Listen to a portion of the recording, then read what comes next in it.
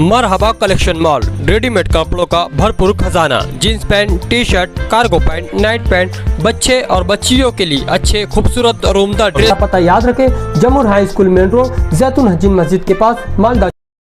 हमारे देश के लिए बड़ी अफसोसनाक बात है। हमारा देश लोकतंत्र का देश है, जमहूरियत का देश है और हमारे देश की खूबी है कि भारत रत्न डॉक्टर बाबा साहेब अम्बेडकर साहब ने जो संविधान बनाया,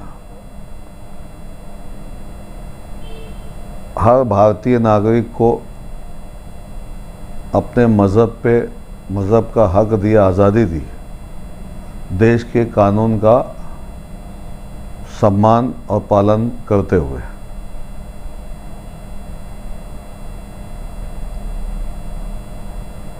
इन 10 सालों के अंदर हमारे भारत देश के संविधान की रक्षा, उसका मान, मर्यादा, लॉ एंड ऑर्डर्स, कानून जैसी पोजीशन को बालाए ताक रखते हुए उसको तोड़ा मोड़ा जा रहा है। ये देश के लिए, देश के अमन के लिए, भाईचारे के लिए ये खतरे की बात है। ऐसा नहीं होना चाहिए।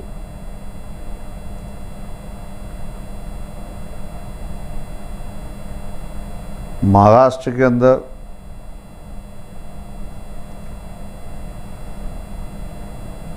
कुछ दिनों से, कुछ महीनों से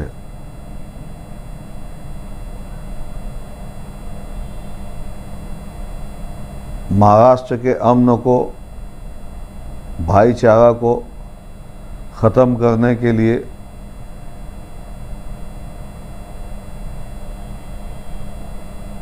बीजेपी जैसी फिरकापरस्त पार्टी बड़े ज़ोर शोर से नफ़रतों का बाज़ार आम किए हुए हैं, लेकिन वो इतनी कोशिश करने के बावजूद भी हमारे देश के नागरिक, महाराष्ट्र के नागरिक के अंदर जो गंगा जमनी तहजीब है, जैसा कि अभी हाल ही में पार्लियामेंट के इलेक्शन हुए, पार्लियामेंट के इलेक्शन के अंदर हिंदुस्तान की, भारत के अवाम ने ये बता दिया कि वो किस जहन की है, वो किन लोगों को हुक्मरानी में रखना चाहती है। आज भारत के अंदर जो सरकार बनी है वो 2 टांगों के ऊपर खड़ी हुई है, ऐसी सरकार बनी हुई है। तो ये लोकतंत्र की ताकत है कि लोग, देश की लोग अच्छे लोगों को पसंद करती है, चाहे वो हिंदू हो, चाहे वो मुसलमान हो, चाहे वो दलित समाज हो, चाहे वो सिख हो, चाहे वो पिछड़ी जाति का, जमाती का नागरिक हो। उसको देश प्यारा है, उसको देश का अमन प्यारा है, इसलिए वो ऐसे लोगों को पसंद नहीं करती। हमारे देश के प्रधानमंत्री मोदी जी बाहर देशों में जाते हैं, मस्जिदों में घूमते हैं, गांधी जी और बुद्ध जी की बातें करते हैं, लेकिन उनकी पार्टी का एमएलए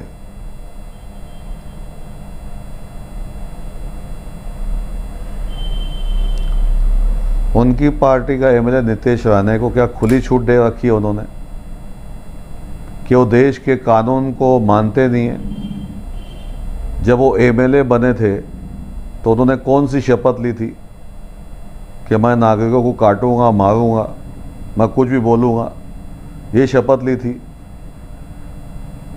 ये कानून का काम है और कानून ने इनको क्या छूट दे रखी है? ये बार बार कुछ भी बात करेंगे। एक गिरा पड़ा बाबा हमारे हुजूर की शान में गुस्ताखी करता है और उसके खिलाफ हर समाज का व्यक्ति, मुसलमान अगर बोलते कि ऐसी बातें किसी के धर्म के बारे में नहीं बोलना चाहिए, दूसरे बाबा दूसरे साधु महाराज भी ये बातें कर रहे हैं कि किसी के धर्म की बातें नहीं करना चाहिए, धर्म के बारे में नहीं बोलना चाहिए, उसके बावजूद बार बार नबी की शान में गुस्ताखी करना और अहमदनगर के जलसे में वो नितेश राणे बोलता है कि अगर उस बाबा के ऊपर कुछ हुआ और किसी ने कुछ कहा, किसी ने कुछ फरियाद की तो हम मस्जिदों में घुस के मारेंगे, काट डालेंगे। इस तरीके की बात करने वाले एमएलए को उसकी मेंबरी फौरन कानून ने रद्द करना चाहिए और उसको सलाखों के पीछे डालना चाहिए। अगर कोई दूसरे धर्म का आदमी इस तरीके के किसी दूसरे धर्म के ऊपर बात करेगा तो कानून का शिकंजा क्या होगा, ये भारत के देश के नागरिकों के अंदर एक समस्या पैदा हो गई है।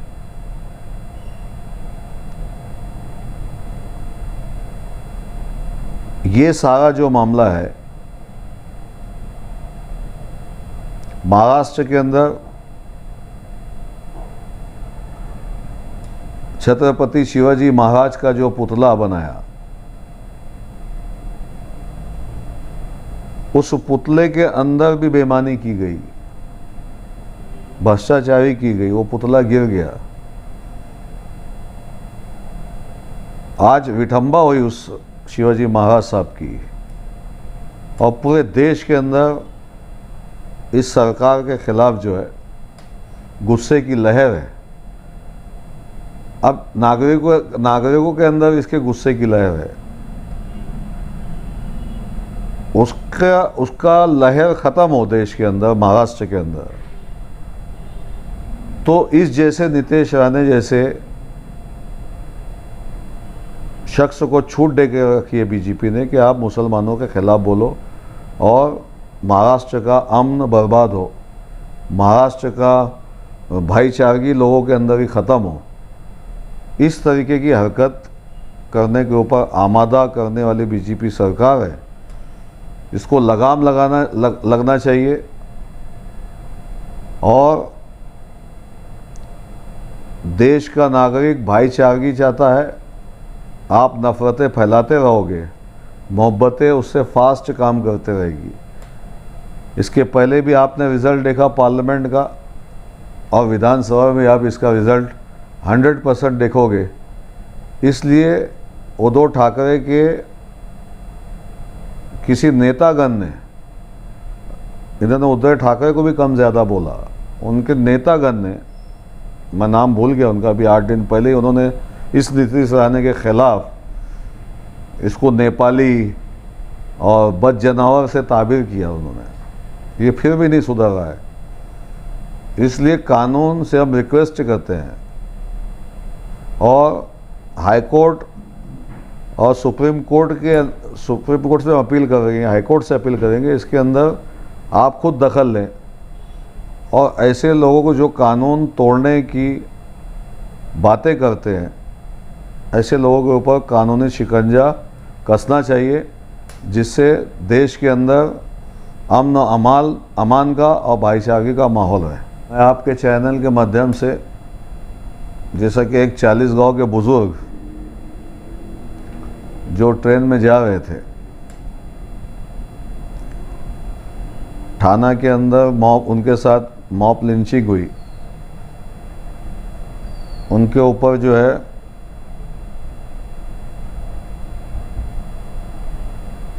सप्लीमेंट्री चार्ज किया गया और 15,000 रुपये के कैश में जामीन उनको मिल गई। ये बात हमने हमारे पार्टी के जितेंद्र आव्हाड साहब से उसका जिक्र किया और कुछ लोग उनसे मिले भी वहाँ पर। उन्होंने फ़ौरन रेलवे डिपार्टमेंट के जो लेडी ऑफिसर थी बड़ी, उनसे मुलाकात करके उनका जवाब, उस बुज़ुर्ग का जवाब जिनकी उम्र 72 साल की है, उनका जवाब लेने को कहा और उनसे ये कहा कि भाई कोर्ट से आप अपील करो कि जो है मॉब लिंचिंग टाइप है, उनको मारा गया, उनसे लूट मार की गई, ये केस आपने दर्ज नहीं किया। उनके बोलने के मुताबिक उनसे जवाब लिया गया। डॉक्टर जितेंद्र आव्हाड साहब की रहनुमाई पे 1131 ऑर्डर कोर्ट ने उनकी जामीन जो है कैंसिल की और उनको दूसरे गुनाह के अंदर अटक करने की पुलिस को आदेश जारी किया। हमारे इस देश में बुज़ुर्गों की, हमारी माँ बहनों की, बच्चों की, हमारा देश का कल्चर हमें सिखाता है कि उनकी इज़्ज़त करना, लेकिन आज इस कल्चर को भी हम भूल गए। हमारे बाप दादा की उम्र के लोगों के ऊपर हम मॉब लिंचिंग कर रहे, जो कि हमारे देश के कल्चर के ख़िलाफ़ है। ऐसे लोगों के ऊपर कार्रवाई होना चाहिए। देश की जो स्कूलों में बच्चियां पढ़ रही है, हम उसका निषेध भी करते हैं। देश की जो मासूम बच्चियां पढ़ रही है, उसको भी सेक्सी तरीके से स्कैंडल हो रहे हैं, कुछ कॉलेजेस में हो रहे हैं। तो कहीं ना कहीं महिलाओं का संरक्षण जो है, संरक्षण नहीं हो पा रहा है। और एक तरफ सरकार कहती है बेटी बचाओ बेटी पढ़ाओ, ये नारा खोखला साबित हो रहा है और ये सरकार जो है फेलवर है। दूसरी बात ये, बड़ी खुशाइन बात ये है दूसरी कि हमारा मालेगांव शहर और महाराष्ट्र भर के बुनकर हजरात और टेक्सटाइल में काम करने वाले महाराष्ट्र के भर के लोग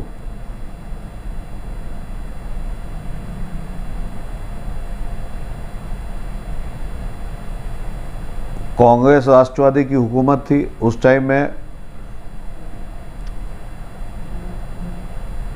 मिनिस्टर थे टेक्सटाइल के,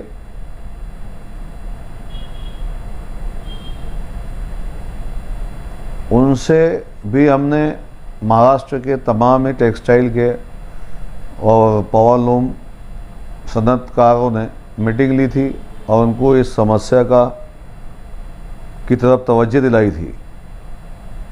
6 महीना पहले आज की जो सरकार है महाराष्ट्र में, उन्होंने टेक्सटाइल पावरलूम के ऊपर एक कमेटी बनाई और हमारे मालेगांव के दाभाडी के आमदार पालक मंत्री दादा भूसे जी को उसका अध्यक्ष सदस्य बनाया।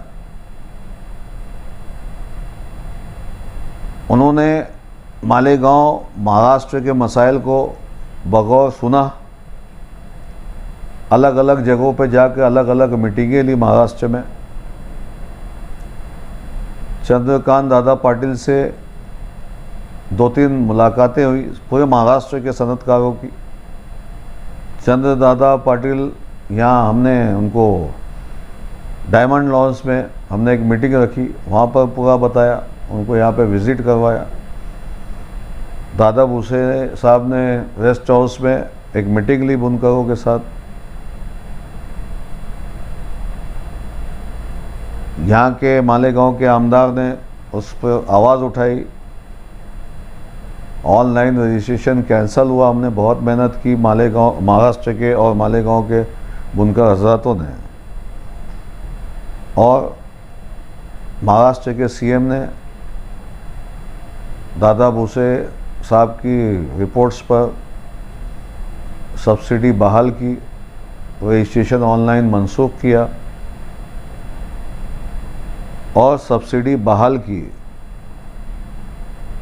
उसमें 10-15 दिनों से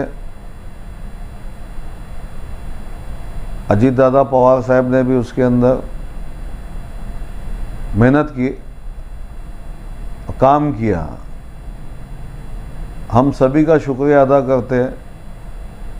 हम किसी के ऊपर तनकीद नहीं करना चाहते, क्योंकि हम पावर लूम वाले खुद कफिल हैं और ख़ुद काम करना जानते हैं। और जिन्होंने भी हमारा इस काम किया, ये तो बिज़नेस है, पावर लूम की जान है, मालेगांव की जान है, मालेगांव की धड़कन है।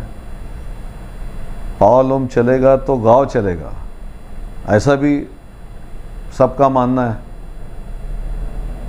और उसमें सब्सिडी 1 रुपया और 75 पैसा हॉर्स पावर के हिसाब से सब्सिडी मंजूर हुई।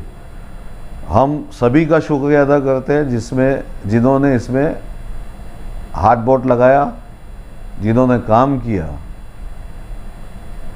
और दूसरा ये कि मज़दूरों के ताल्लुक़ से भी मज़दूर और सनअतकारों में झगड़ा पैदा ना करें। सेठ मज़दूरों का भी देखता है और देखता है कि अल्लाह देखने वाली ज़ात है, अल्लाह सभी को देखते हैं, लेकिन ज़रिया जो है सेठ बनता है। और मज़दूर जब भी काम करता है, सेठ अच्छा होता है तो मज़दूर काम करता है। और मज़दूरों के लिए भी पॉलिसी है, जैसा कि मेंबर ऑफ पार्लियामेंट ने भी कहा कि हम भी मज़दूरों के लिए काम करेंगे। और हमारी एसोसिएशन ने भी कहा कि सरचार्ज हमने उस वक्त जो है, हसन मुशर्रफ साहब हमारी पार्टी में थे और जब वो कामगार मज़दूर थे, जब भी हमने कहा था कि 1% जो है हम हमारे मुनाफे में से देंगे, आप मज़दूरों को दीजिए, तो ये बात जब भी तय हो चुकी थी।